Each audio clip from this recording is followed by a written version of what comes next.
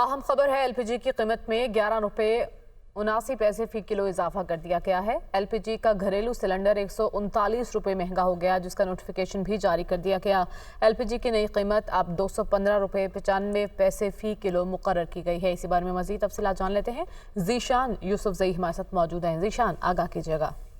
LPG की कीमतों में इजाफा कर दिया गया है। ओगरा ने नोटिफिकेशन जारी कर दिया है। एलपीजी की कीमत में 11 रुपए और 79 पैसे फी किलोग्राम इजाफा कर दिया गया है। 11.8 किलोग्राम का घरेलू सिलेंडर 139 रुपए महंगा कर दिया गया है। ओगरा ने नोटिफिकेशन जारी किया है।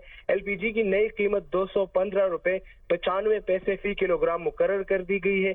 11.8 किलोग्राम का घरेलू सिलेंडर अब 2548 रुपए पर आवाम को मिलेगा। इसकी ये कीमत मुकर्रर कर दी गई है और एलपीजी की महंगा होने की जो नोटिफिकेशन है वो ओगरा ने जारी कर दी है। जी, बहुत शुक्रिया जीशान, आपने अपडेट किया।